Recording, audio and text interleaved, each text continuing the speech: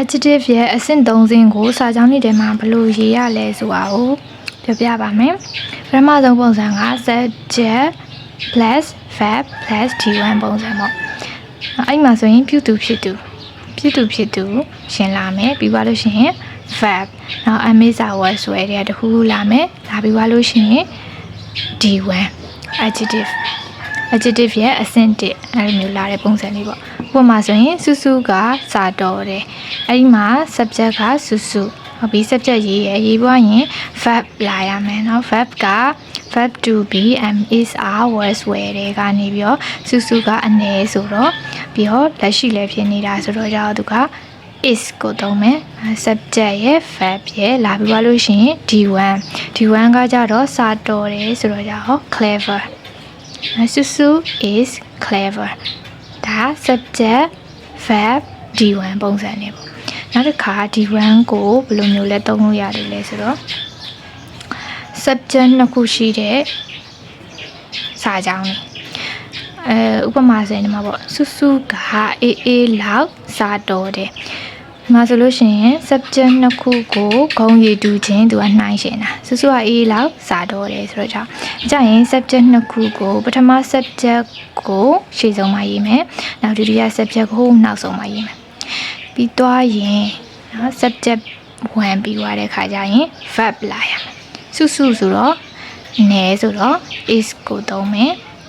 သုံးပြီးတော့သူကလောက်ဆိုတဲ့ဒိတ်ပဲဂုံရည်တူချင်းနှိုင်းရှင်တဲ့လောက်ဆိုလို့ရှိရင် ss ဂျာလေးထဲမှာ d1 လေးကိုထည့်ပေးရပါ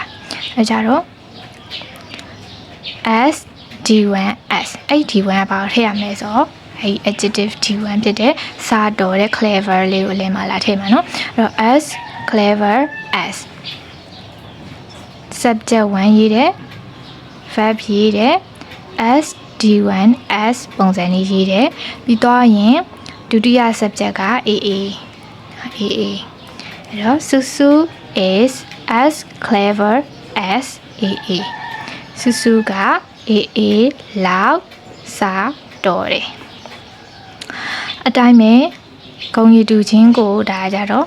မတူဘူးလို့ပြောချင်တာပေါ့စုစုက aa လောက်စာမတော်ဘူးအဲ့ဒီမှာဆိုရင်လည်း subject နှစ်ခုရှိရဲ့ပထမ subject စုစုတွားရင် verb လာမယ် is ပြီးတွားရင်သူကစာမတော်ဘူးလို့ပြောချင်တာအငြင်းလေးပါတော့ not လေးတော့ပို့ပါပေါ့ဒီမှာ subject verb ဒီနာလေးမှာ not လေးပို့ပါပေါ့ not စုစု is not ပြီးသွားရင်လောက်လို့ပြောချင်တာဖြစ်တဲ့အတွက် as d1 as ပုံစံလေး as clever as လေးရဲ့ပြီးသွားရင် subject to aaစုစု is not as clever as aa စုစုက aa လောက်စာမတော်ဘူးအဲ့တော့ကြောင့်ဒီပုံစံနှမျိုးလုံးမှာ adjective ရဲ့အဆင့်1 d1 တွေကိုပဲသုံးပါတယ် positive degree d1 တာမယ်အဆင့်လို့လည်းပြောလို့ရပါတယ် d1 လေးက subject ကနှစ်ခုရှိတယ် subject 2မျိုးရှိတယ်သူကကြတော့ subject တစ်ခုကကျန်တဲ့ subject တစ်ခုထက်ပိုပြီးတော့တာလွန်နေတဲ့အခါမျိုးဆိုရင်ဒီ d2 ပုံစံနဲ့သုံးတာကဲမကြည့်ကြည့်စုစုကအေးထက်စာတော်တယ်အဲဒီမှာဆိုလို့ရှိရင် subject နှစ်ခုရှိတယ်စုစုအေးစုစုကအေးထက်စာတော်တယ်ဒါတာလွန်တဲ့အဆင့်ကိုပြောချင်တာတာလွန်တဲ့အကြောင်းပြောချင်တာဖြစ်တဲ့အတွက် d2 နဲ့သုံးရမယ် d2 နဲ့သုံးရင်သူရဲ့ပုံစံလေးကပထမဆုံး subject 1အောင်ရေးမယ်မစုစုပြီးရင် verb စုစုအနေဆိုတော့ amazing was were တွေကနေပြီးတော့ is ကိုသုံးတယ်ပြီးရင် d2 လာမယ် d2 ကစာတော်တာစာပို့တော်တဲ့အကြောင်းသူကပြောရမှာဆိုတော့ကြတော့ရိုးရိုးစာတော်တာက clever d1 clever အဲ့တော့စာပို့တော်တာဆိုတော့ d2 clever clever d2 လေးကိုသုံးရမယ်d2 လေးသုံးပြီးွားရင်ဘာလေးပါရလဲဆိုတော့ test ဆိုတာလေ then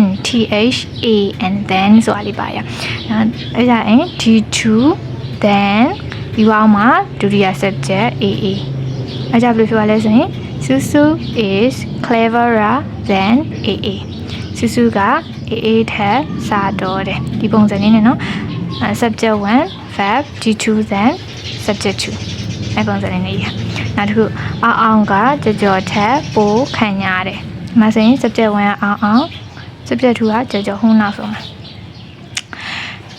နော် subject 1ပြီးွားနဲ့ verb လေးလာမယ် verb ကအမိစာ was ဝယ်တဲ့က is ပြီးတော့ရင်ဒီ2လေးလာရမယ်နော်ပိုခန့်ရတယ်ဆိုတော့ဒါတော့သူကတာလွန်စင်ပြောချင်တာဆိုတော့ဒီ2ခန့်ရတာရိုးခန့်ရတာဒီ1ကကြပါလဲဆိုလို့ရှိရင် handsome h a n d s o m e handsome သူရဲ့ဒီ2ပိုရွခန့်ရတော့ဆိုတဲ့ပုံစံလေးရကြအောင် more handsome h a n d s o m e handsome more handsome ဒီ2လေးလာတယ်ပြီးွားရင် then လာရမယ် then now subject 2ဖြစ်တဲ့ကြော်အောင် is more handsome than ကြော်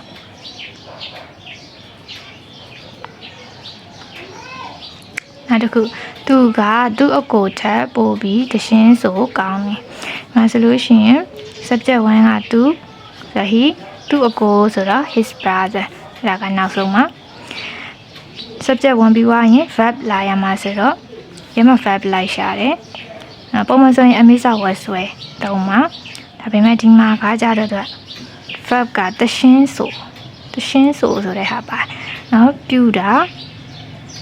ခြင်းကိုပြတာတဲ့ verb အဲ့ဒီ verb ရှိနေတယ်။အဲကြောင့်မို့အမိစာ was ဆွဲမလာဘဲနဲ့တရှင်းဆိုသည်ဆိုတဲ့ sing လေးလိုက်။နောက် verb လေးက singသူကအနည်းမျိုးလို့ sing မှာ s ထည့်တယ်။နောက်ပြီးတော့ရင် d2 လာရမယ်။ d2 ကကြတော့ပိုကောင်းတယ်လို့ပြောချင်တာ။ရိုးကောင်းတာက d1 က good ကောင်းတော့သူ့ရဲ့ပိုကောင်းတဲ့ d2 ကကြတော့ better better အဲကြတော့ d2 နေရာမှာ better ပြီး then လေးကကပ်ပြီးရတဲ့ test နောက်ပြီးရင် subject 2 his brother he sings better than his brother သူကသူ့အကိုထက်ပိုပြီးတော့တရှင်းဆိုကောင်းတယ်ဒီပုံစံလေးရဆိုလို့ရှိရင် subject 1 verb G2 then subject 2ပုံစံလေးကတစ်ခုကအရှာတစ်ခုထက်ပိုပြီးတော့တာလွန်နေတဲ့အခါမျိုးမှာသုံးတာအဲကြောင့်မို့လို့တာလွန်အဆင့်ဖြစ်တဲ့ adjective D2 နဲ့ then လေးနဲ့ကိုဒီထဲမှာသုံးရတာဒီလိုပုံစံလေးပေါ့နော် adjective ရဲ့နောက်ထပ်အဆင့်တစ်ခုဖြစ်တဲ့ D3 နော်အတာလွန်ဆုံးအဆင့်ကိုစာကြောင်းလေးထဲမှာဘယ်လိုသုံးတယ်လဲဆိုတာလေအတာကကြတော့ subject လာမယ် subject ပြီး verb ပြီးပါရင် they နဲ့ noun နဲ့ကြမှာအဲ့ D3 လေးဝင်တာနောက်မှာကြတော့နောက်မှာတခြားဟာလာနိုင်တယ်ပေါ့နော်ကဲဥပမာနီလာကအတန်းထဲမှာစာတော်ဆုံးကောင်မလေးဖြစ်တယ်။အဲဆိုရင်နီလာကအတန်းထဲမှာစာတော်ဆုံးဆိုတာအကုန်လုံးထဲမှာအများကြီးထဲမှာအတာလွန်ဆုံးဆင့်ကိုပြောချင်တာဆိုရင်ဒီစာကြောင့် D3 သုံးရမှာတေးကြတယ်။ D3 ပုံစံကပထမဆုံး subject လာ subject လာပြီးသွားလို့ရှိရင် verb လာမယ်။နောက်ဖြစ်တယ်ဆိုတော့ Mr. Words ဝယ်တဲ့က is Nila is ပြီးရင် the D3 noun ပေါ့။ there D3 ကစာအတော်ဆုံး D1 က clever clever clever D2 က cleverer clever cleverer ပွေးစာတော့ D3 cleverest cleverest အဲကြောင့် D3 ထည့်မယ် there D3 ကောင်မလေးဆိုတော့ကြောင့် girl there D3 နောက်ဒီမှာပါသေးလဲဆိုတန်းထဲမှာဆို in our class လေးထည့်လိုက်Nila is the cleverest girl in our class Nila ကငါတို့ရဲ့တန်းထဲမှာစာအတော်ဆုံးကောင်မလေးဖြစ်တယ်တန်းထဲမှာ in the class လို့ပဲရေးလိုက်ရတယ် in the class လို့ပဲရေးလိုက်ရတယ်ဒီမှာငါတို့ရဲ့တန်းထဲမှာလို့ပြောချင်တော့ in our classအဲကြောင့်ဒီပုံစံလေးနဲ့ရေးရပါနောက်အောင်မင်းကငါတို့မိသားစုထဲမှာအငယ်ဆုံးကလေးဖြစ်တယ်အဲ့တော့ subject ကအောင်မင်း အောင်မြင်ပြီးသွားလို့ရှိရင် verb လာမယ်ဖြစ်တယ်ဆိုတော့ MSA was ဝယ်တဲ့က is အောင်မြင်အနေဆို is နောက်တစ်ခါဒီအများထဲမှာတာလွန်ဆုံးဖြစ်ကြောင်းဒီမှာဆိုအငယ်ဆုံးတာလွန်ဆုံးအဆင့်ကိုပြောချင်တာဖြစ်တဲ့အတွက် the three noun ပုံစံလေးနဲ့ the ငယ်ဆုံးဆို youngest သူရဲ့ young ရဲ့ငယ်ရွယ်တော့ရဲ့ D1 က y o u n g young D2 က younger y o u n g e r younger D3 က youngest y o u n g e s t youngest အဲ့တော့ the youngest ပြီး noun လာမယ် noun ကျတော့ကလေးဆိုတော့ shine the youngest shine ပြီးသွားရင်နောက်နားမှာပါလေးလဲဆိုတော့သူကပြောတာငါတို့မိသားစုထဲမှာဆိုတော့ in our family အောင်မင်း is the youngest child in our family subject verb the D3 noun နောက်ဒီဘက်ကဟာကျန်နေဟာပေါ့နော်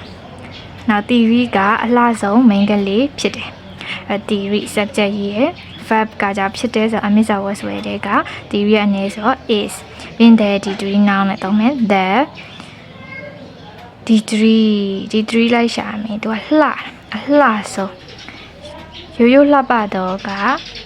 beautiful B E A U T I F U L beautiful D2 ကကြတော့ more beautiful F-U-L more beautiful D3 က most beautifulအဲကြောင့် the D3 noun လိုက်ရှာတော့ main ကလေးကဒီမှာဆိုရင်ကျန်တဲ့စာသားတွေတော့မပါတော့ဘဲဒီမျိုးမှာတော့ငါတို့မိသားစုထဲမှာတော့တန်းထဲမှာတော့လိုမျိုးမပါtheory is the most beautiful girl နာဒါ D3 ပုံစံ subject verb the D3 now နောက်တစ်ခုဒီနေ့ကငါဘဝမှာအကောင်းဆုံးနေ့ဖြစ်တယ်အဲ့တော့ subject ကလည်းဒီနေ့ today ပြင်ဖြစ်တယ်ဆိုတော့ amisa was ဝယ်တဲ့က today ဆိုတော့ is နဲ့တွဲမယ်တနေ့လဲဆိုတော့ is ပြင်တဲ့ဒီ D3 now ပုံစံသွားမယ်ဘယ်လိုလဲဆိုတော့အများထဲမှာအတားလုံးဆုံးကောင်းဆုံးနေ့ဆိုတော့ကြောင့် the D3 now အဲ့တော့ကောင်းတာအကောင်းဆုံးရဲ့ D1 က good